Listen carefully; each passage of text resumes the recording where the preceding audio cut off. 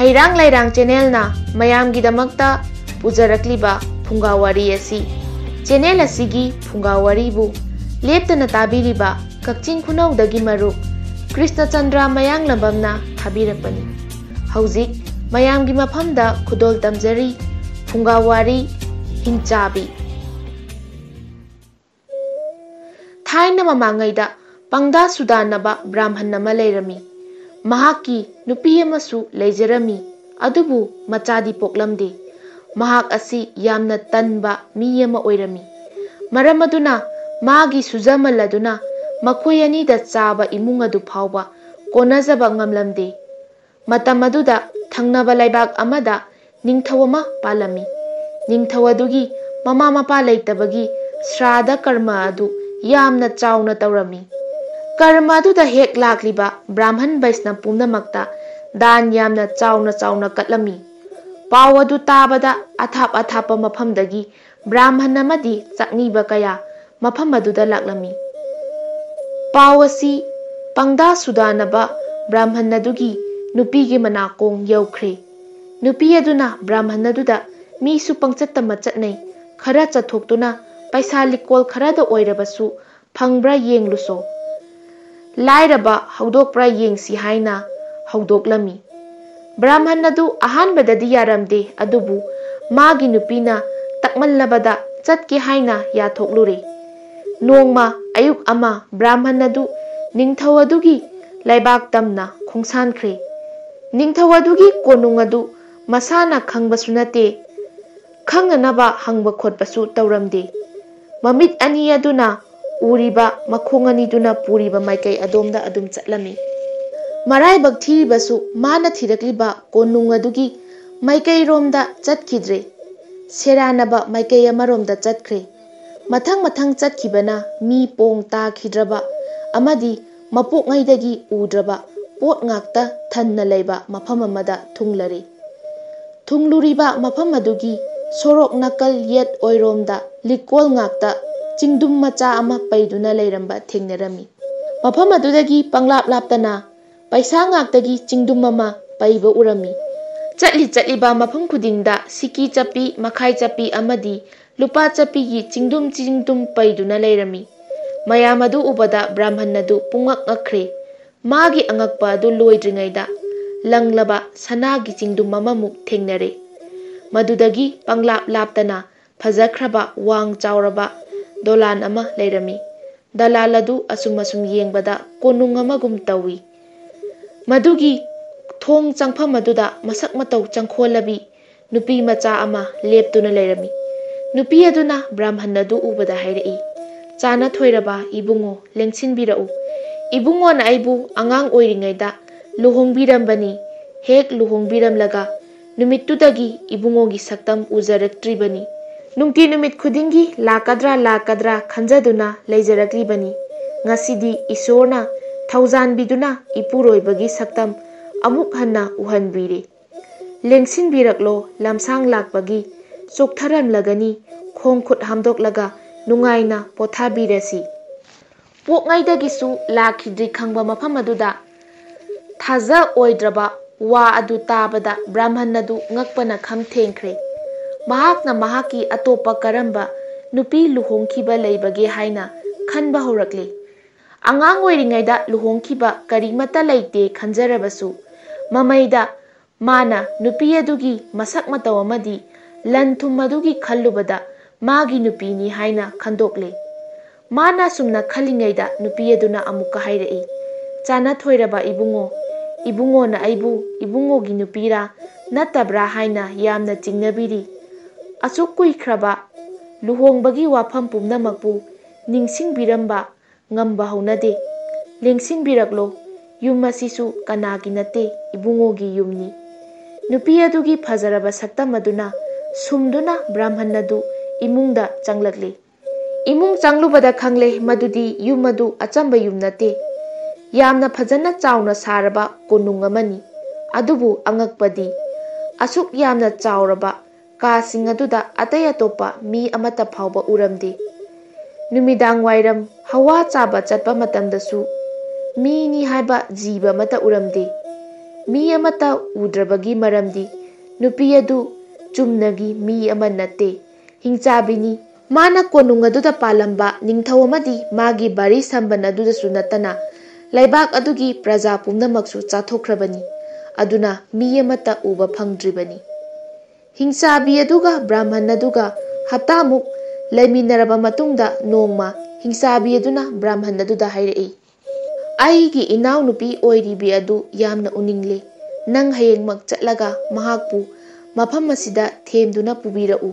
aduga aikhoi pumnamak laiminasi asi haiduna sel thum yamna puduna brahman adu mayum pangkhre somdana magi nupi adu onthokna wana lelakle makhoi laikai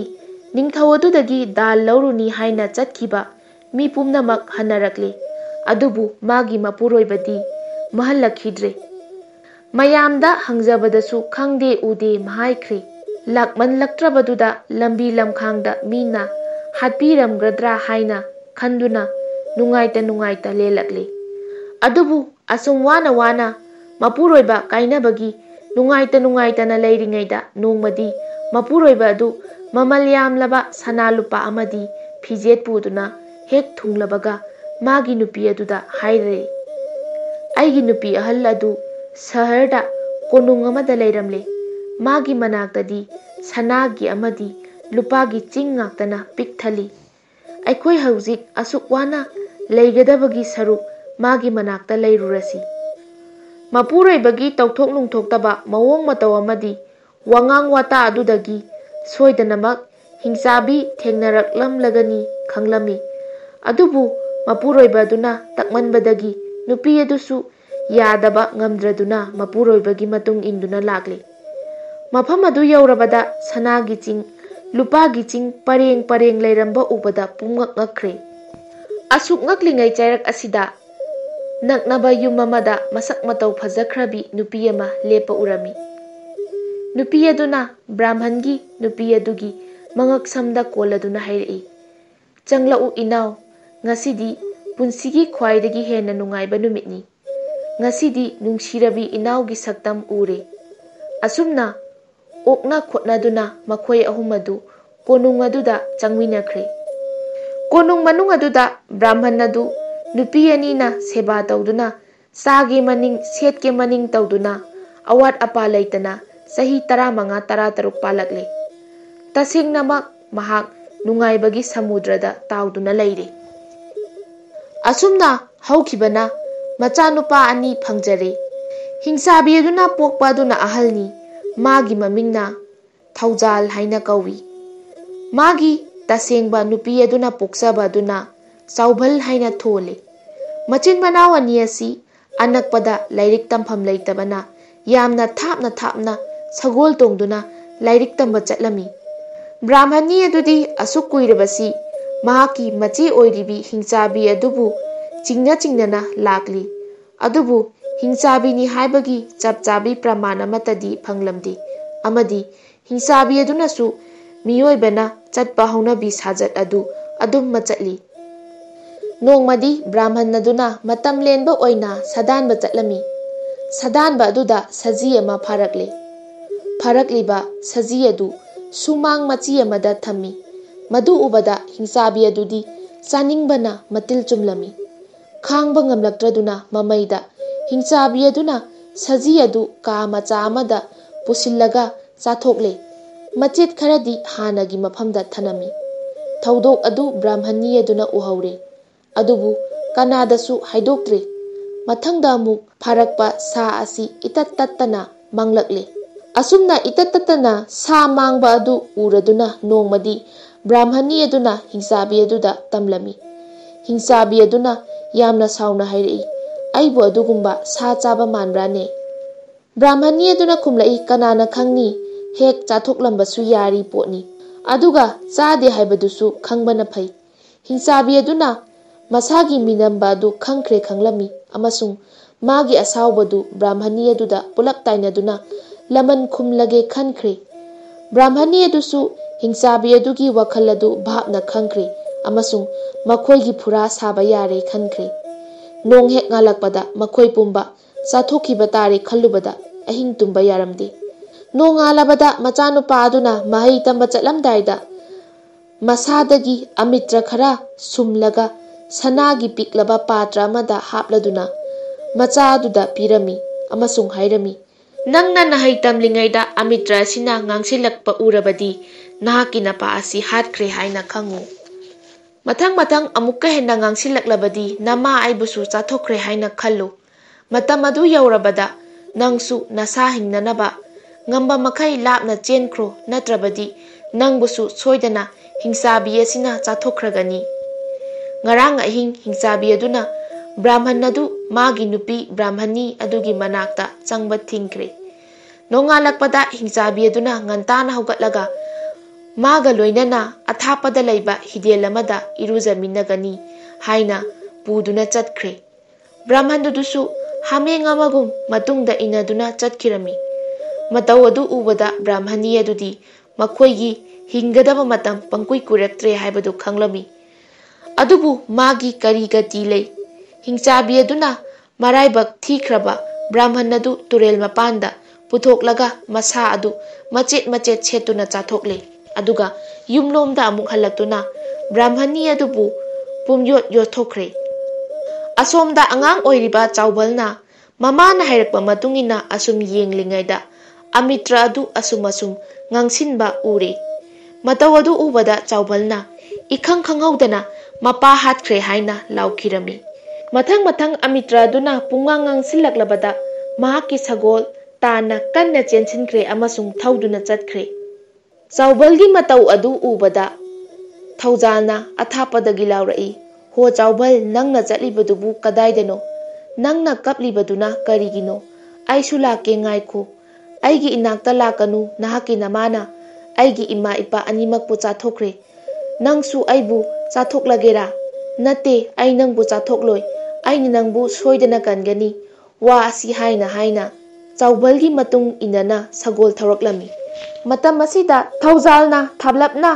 ꯃꯃꯥꯅ ꯍꯤꯡꯆꯥꯕꯤꯒꯤ ꯁꯛꯇꯝ ꯂꯧꯔꯗꯨꯅ ꯆꯥꯎꯕꯜꯕꯨ ꯀꯧꯔꯗꯨꯅ ꯀꯟꯅ ꯇꯥꯟꯅꯔꯛꯄꯗꯨ ꯎꯔꯦ꯫ ꯃꯍꯥꯛꯅ ꯆꯥꯎꯕꯜꯒꯤ ꯃꯍꯨꯠꯇ ꯑꯩ ꯂꯥꯛꯀꯦ ꯍꯥꯏꯅ ꯆꯪꯁꯤꯟꯈꯤꯗꯨꯅ ꯅꯥꯀꯟꯗꯒꯤ ꯊꯪꯁꯥꯡ ꯁꯠꯇꯨꯅ ꯃꯃꯥꯕꯨ ꯃꯁꯥꯒ ꯃꯉꯛꯀ ꯇꯣꯉꯥꯟ ꯇꯣꯉꯥꯟ ꯇꯥꯍꯜꯂꯦ꯫ ꯃꯊ꯭ꯋꯥꯏ ꯍꯤꯡꯅꯕ ꯆꯦꯟꯈꯤꯕꯅ ꯆꯥꯎꯕꯜꯗꯤ ꯐꯅ ꯁꯥꯡꯅ ꯌꯧꯈꯤꯔꯝꯂꯦ, ꯑꯗꯨꯕꯨ ꯊꯧꯖꯥꯜꯅ ꯃꯍꯥꯛꯄꯨ ꯂꯝꯈꯥꯡꯗꯒꯤ ꯐꯪꯂꯦ꯫ ꯊꯧꯖꯥꯜꯅ ꯃꯃꯥ ꯍꯥꯠꯈ꯭ꯔꯦ ꯍꯥꯏꯔꯕꯁꯨ ꯆꯥꯎꯕꯜꯗꯤ ꯊꯣꯏꯗꯣꯛꯅ ꯅꯨꯡꯉꯥꯏꯕ ꯉꯝꯂꯝꯗꯦ꯫ ꯃꯔꯝꯗꯤ ꯍꯤꯡꯆꯥꯕꯤ ꯑꯗꯨꯅ ꯁꯤꯗ꯭ꯔꯤꯉꯩꯗ ꯃꯃꯥ ꯃꯄꯥ ꯑꯅꯤꯃꯛꯄꯨ ꯍꯥꯟꯅ ꯆꯥꯊꯣꯛꯈꯤꯕꯅꯤ꯫ ꯑꯗꯨꯕꯨ ꯃꯆꯤꯟ ꯃꯅꯥꯎ ꯑꯅꯤꯒꯤ ꯄ꯭ꯔꯦꯝꯗꯤ ꯀꯥꯏꯅꯔꯝꯗꯦ꯫ ꯃꯈꯣꯏ ꯑꯅꯤꯃꯛ ꯁꯒꯣꯜ ꯑꯃꯃꯝ ꯇꯣꯡꯂꯗꯨꯅ ꯊꯧꯈ꯭ꯔꯦ꯫ ꯅꯨꯃꯤꯠ ꯇꯥꯒꯗꯕ ꯉꯥꯏꯍꯥꯛ ꯋꯥꯠꯂꯤꯉꯩꯗ ꯈꯨꯡꯒꯪ ꯑꯃ ꯊꯦꯡꯅꯔꯦ꯫ ꯃꯈꯣꯏ ꯑꯅꯤꯃꯛ ꯈꯨꯡꯒꯪ ꯑꯗꯨꯒꯤ ꯃꯆꯤꯟ ꯇꯣꯡꯕ ꯏꯃꯨꯡ ꯑꯃꯗ ꯑꯇꯤꯊꯤ ꯑꯣꯏꯅ ꯂꯩꯔꯤ꯫ ꯃꯈꯣꯏꯅ ꯂꯩꯔꯨꯔꯤꯕ ꯏꯃꯨꯡ ꯑꯗꯨꯒꯤ ꯃꯤꯁꯤꯡ ꯑꯗꯨ ꯑꯋꯥꯕ ꯐꯤꯚꯝꯗ ꯂꯣꯏꯅ ꯂꯩꯕ ꯎꯔꯝꯃꯤ꯫ ꯈꯔ ꯑꯃꯅ ꯑꯔꯨꯕ ꯋꯥꯐꯝ ꯑꯃ ꯈꯟꯅꯔꯤ, ꯈꯔ ꯑꯃꯅ ꯊꯃꯣꯏ ꯁꯣꯛꯅ ꯀꯞꯂꯤ꯫ ꯌꯨꯝ ꯑꯗꯨꯒꯤ ꯌꯨꯝꯕꯨꯔꯦꯝꯕꯤ ꯑꯍꯜ ꯑꯗꯨꯅ ꯈꯔ ꯂꯥꯎꯅ ꯍꯥꯏꯔꯛꯏ, ꯑꯩꯅ ꯑꯍꯟꯅꯤ, ꯑꯩ ꯆꯠꯂꯨꯔꯒꯦ꯫ ꯑꯩꯗꯤ ꯀꯨꯏꯅ ꯄꯨꯟꯁꯤꯔꯛꯂꯕꯅꯤ, ꯍꯧꯖꯤꯛ ꯁꯤꯔꯕꯁꯨ ꯑꯩꯒꯤ ꯁꯤꯒꯗꯕ ꯃꯇꯝꯗꯒꯤ ꯆꯍꯤ 1-2 ꯃꯉꯥꯏ ꯉꯟꯈꯠꯂꯦ ꯍꯥꯏꯔꯕꯗ ꯏꯃꯨꯡ ꯑꯗꯨꯒꯤ ꯈ꯭ꯋꯥꯏꯗꯒꯤ ꯅꯍꯥ ꯑꯣꯏꯔꯤꯕꯤ ꯅꯨꯄꯤ ꯃꯆꯥ ꯑꯗꯨꯅ ꯍꯥꯏ, ꯑꯩꯅ ꯏꯃꯨꯡ ꯑꯁꯤꯒꯤ ꯈ꯭ꯋꯥꯏꯗꯒꯤ ꯑꯉꯥꯡ ꯍꯥꯏꯕꯗꯨ ꯊꯣꯛꯏ꯫ ꯑꯩ ꯂꯩꯔꯒ ꯏꯃꯨꯡ ꯑꯁꯤꯒꯤ ꯊꯣꯏꯗꯣꯛꯅ ꯍꯦꯟꯅ ꯀꯥꯟꯅꯕꯁꯨ ꯅꯠꯇꯦ, ꯑꯗꯨꯅ ꯑꯩ ꯆꯠꯂꯨꯔꯒꯦ꯫ ꯑꯁꯨꯝꯅ ꯌꯨꯝꯕꯨꯔꯦꯝꯕꯤ ꯑꯗꯨꯒꯤ ꯃꯆꯥꯅꯨꯄꯥ 2 ꯑꯗꯨꯁꯨ ꯑꯩ ꯆꯠꯀꯅꯤ ꯍꯥꯏꯗꯨꯅ ꯑꯃꯒ ꯌꯦꯠꯅꯕ ꯍꯧꯔꯛꯂꯦ꯫ ꯏꯃꯨꯡ ꯑꯗꯨꯗ ꯇꯥꯟꯅꯔꯤꯕ ꯋꯥꯐꯝ ꯑꯗꯨ ꯃꯨꯟꯅ ꯈꯪꯂꯨꯗ꯭ꯔꯕꯁꯨ ꯃꯈꯣꯏꯒꯤ ꯃꯥꯏꯊꯣꯡꯗ ꯇꯥꯔꯤꯕ ꯃꯃꯤ ꯑꯃꯗꯤ ꯉꯥꯡꯅꯔꯤꯕ ꯃꯑꯣꯡ ꯑꯗꯨꯗꯒꯤ ꯃꯈꯣꯏꯒꯤ ꯑꯋꯥꯕ ꯑꯗꯨ ꯎꯔꯗꯨꯅ ꯊꯧꯖꯥꯜꯅ ꯌꯨꯝꯕꯨ ꯑꯗꯨꯗ ꯃꯔꯝ ꯍꯪꯂꯝꯃꯤ꯫ ꯌꯨꯝꯕꯨ ꯑꯗꯨꯅ ꯈꯨꯝꯂꯝꯃꯤ, ꯏꯕꯨꯡꯉꯣ, ꯑꯩꯈꯣꯏꯒꯤ ꯂꯩꯕꯥꯛ ꯑꯁꯤꯗ ꯍꯤꯡꯆꯥꯕꯤ ꯑꯃꯅ ꯑꯣꯠ ꯅꯩꯔꯦ꯫ ꯍꯥꯏꯔꯤꯕ ꯍꯤꯡꯆꯥꯕꯤ ꯑꯁꯤꯅ ꯌꯨꯝꯂꯣꯟꯅꯕ ꯂꯩꯕꯥꯛꯁꯤꯡꯒꯤ ꯖꯤꯕ ꯑꯃ ꯐꯥꯎꯕ ꯈꯥꯛꯇꯅ ꯂꯣꯏꯅ ꯆꯥꯊꯣꯛꯈ꯭ꯔꯦ꯫ ꯑꯩꯈꯣꯏꯒꯤ ꯂꯩꯕꯥꯛ ꯑꯁꯤꯒꯤꯁꯨ ꯅꯤꯡꯊꯧꯒ ꯌꯥꯅꯕ ꯃꯇꯨꯡ ꯏꯟꯅ ꯅꯣꯡꯃꯒꯤ ꯑꯃꯃꯝ ꯂꯥꯏꯁꯪꯗ ꯆꯥꯛꯊꯥ ꯍꯨꯜꯂꯨ ꯍꯥꯏꯅ ꯇꯥꯛꯄꯤꯔꯦ꯫ ꯉꯁꯤꯒꯤꯗꯤ ꯑꯩꯈꯣꯏꯒꯤ ꯏꯃꯨꯡꯒꯤ ꯄꯥꯂꯤ ꯊꯣꯛꯂꯦ, ꯑꯗꯨꯃꯛ ꯀꯅꯥ ꯊꯥꯁꯤꯒꯦ ꯈꯟꯅꯔꯤꯕꯅꯤ꯫ ꯃꯗꯨ ꯇꯥꯕꯗ ꯃꯆꯤन ꯃꯅꯥꯎ ꯑꯅꯤ ꯑꯗꯨ ꯉꯥꯏꯍꯥꯛ ꯈꯟꯅꯔꯦ, ꯑꯗꯨꯒ ꯊꯧꯖꯥꯜꯅ ꯍꯥꯏꯔꯝꯃꯤ, ꯃꯗꯨꯒꯤꯗꯃꯛꯇ ꯑꯣꯏꯔꯕꯗꯤ ꯆꯤꯡꯅꯕꯤꯔꯨꯒꯅꯨ, ꯑꯩꯈꯣꯏꯕꯨ ꯆꯪꯖꯐꯝ ꯄꯤꯕꯤꯕꯒꯤꯗꯃꯛ Ngasigi pali asi aikoi hekta oiruragi. Yumbu aduna yaramde maramdi yumbuna atithigi seba taugadabani. Atithina yumbugi awaba mahut sinade. Adubu machin manau ani aduna kanna yanaba mawongda taknarakpadagi kona thangda yarakle. Mamli rakpa matamda machil manau ani adu laisang adu tana chatkre. Manungda thonglon sinduna laikre. Thaujalna manau adubu tumjaro haiduna tumhalle. Mahakna Hingchabi adu lakpa ngairakle. Naha oiriba Chaubal adu thunamak tumthakre. Nongai matung oirakpa aduda Hingchabi adu ngarang ngangduna lakle. Thong adu thilladuna hairei. Misa chaningida minam namida manungda kana lay. Thaujalna khumlai. Thaujal amasung Chaubalna ngakli. Masa panba sagol anisu sangli.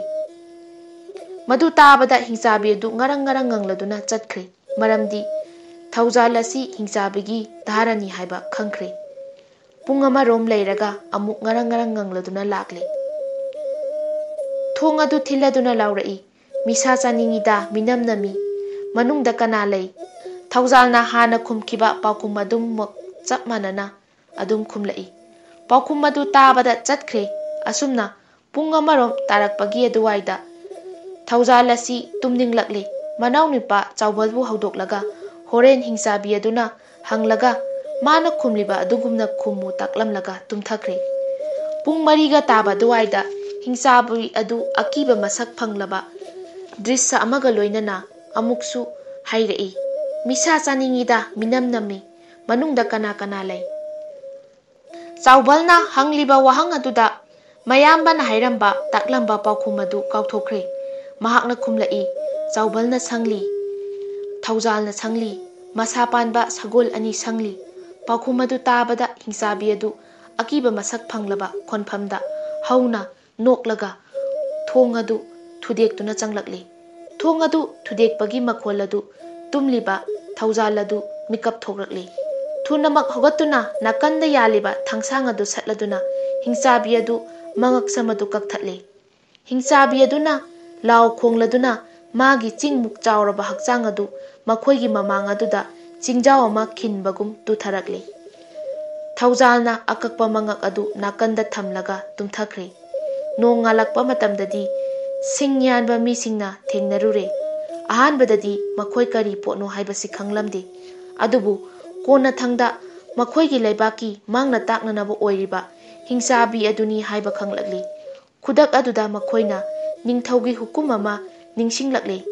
Kanagumbana Hingchabi asibu hatpa ngamba mida ichanupi pigani amadi laibaksu dan taugani. Khudak aduda Hingchabi adubu hatpani haina kanagumba amata chongthorakpa udrabada makhoina mana adu laurasi khanaraduna ningthauda Hingchabi adugi hakchangi saruk khara kaklaga pikre. Ningthau aduna asengba ahatpa misak khangnanaba magi mantrida ngarang kanagi sakthak pali tabage thiyu haina thihankre.